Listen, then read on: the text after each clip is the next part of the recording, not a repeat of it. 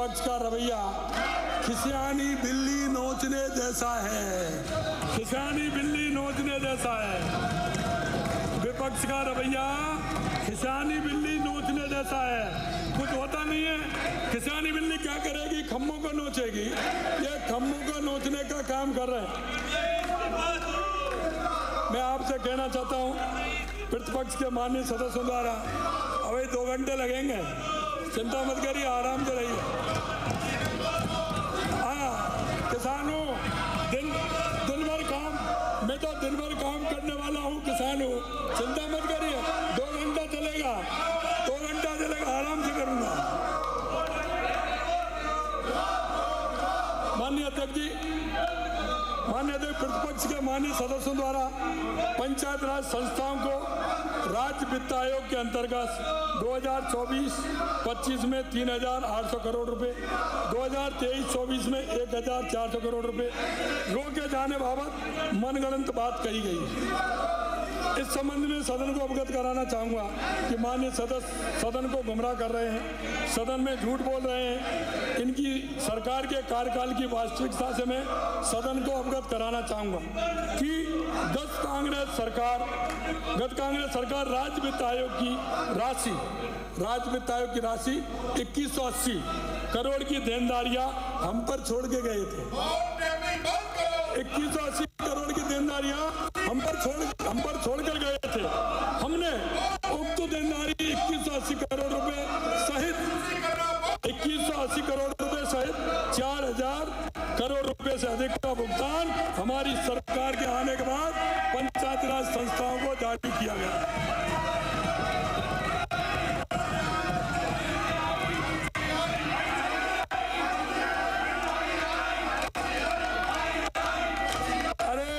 अरे मैं एक बात कह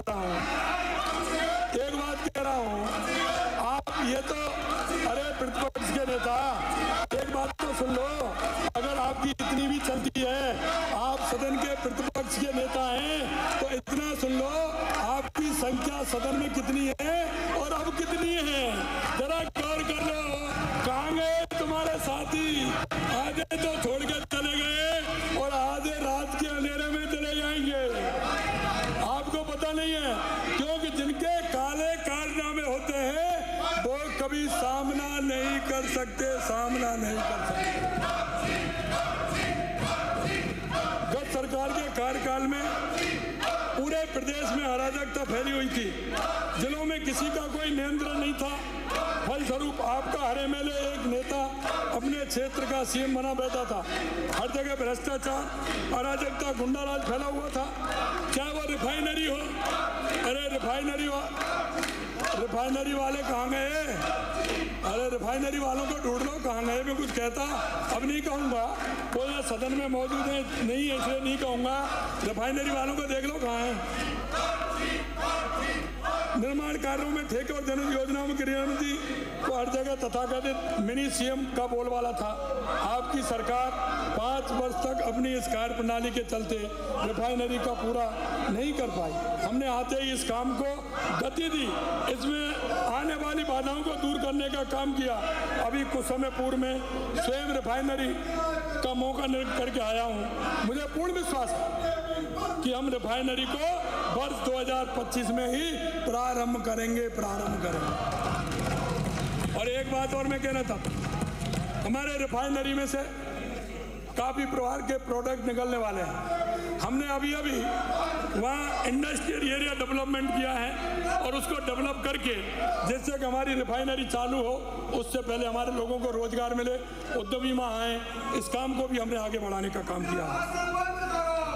गत सरकार के कार्यकाल में कानून व्यवस्था की, हमने पूरे राज्य में इस व्यवस्था में अराजकता को खत्म कर कानून का राज स्थापित किया। प्रदेश में संगठित अपराधों को रोकथाम हेतु एंटी गैंगस्टर टास्क फोर्स का गठन किया।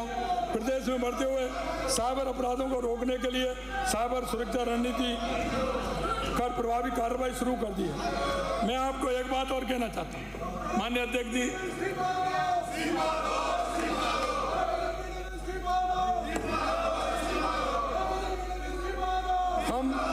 अब हमारी मुख्य प्राथमिकता मातृ शक्ति को समुचित सुरक्षा प्रदेश में अमन चैन की स्थापित करना, प्रभावी पुलिसिंग के लिए 19 नए पुलिस थाने सृजित किए गए, महिला सुरक्षा के लिए 250 काल का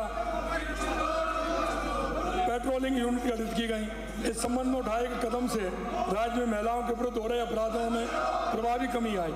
बूंदी से आने वाले माननीय सदस्य ने महिलाओं पर अत्याचार बढ़ने की बात बोलकर सदन को गुमराह किया। माननीय अध्यक्ष, मैं आपके माध्यम से सदन को अवगत कराना चाहूँगा कि गत सरकार के अंतिम वर्ष हमारी सरकार के प्रथम वर्ष में महिला अत्याचार के प्रकरणों की तुलना स्थिति इस प्रकार है।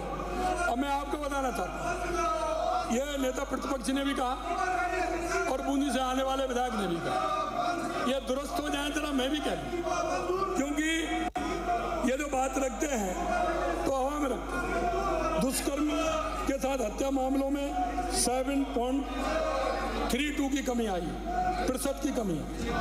दहेज मृत्यु के मामलों में 6.08 की कमी आई। दुष्कर्म बालिका के मामलों में प्रतिशत कमी 2.87 की आई। दहेज उत्पीड़न के मामलों में प्रतिशत कमी 22.84% की कमी आई। 6 साल के मामलों में 8.863 की कमी आई। इस प्रकार कुल महिला अत्याचार में मामले में 10.61% की कमी आई है। इनको आईना देखने का है, आपके उसमें क्या था। और कई सदस्य खड़े हैं, हमारे माननीय विपक्ष के वरिष्ठ माननीय सदस्य ने तो महिलाओं के साथ किस तरह की वार्ता की। सरकार के समय हमारे राज्यों को मर्दों का प्रदेश बता करके, मर्दों का प्रदेश बता करके, मर्दों का प्रदेश बता करके इनकी पूरी सरकार की मानसिकता और इनकी संबंधहीनता का परिचय दिया था।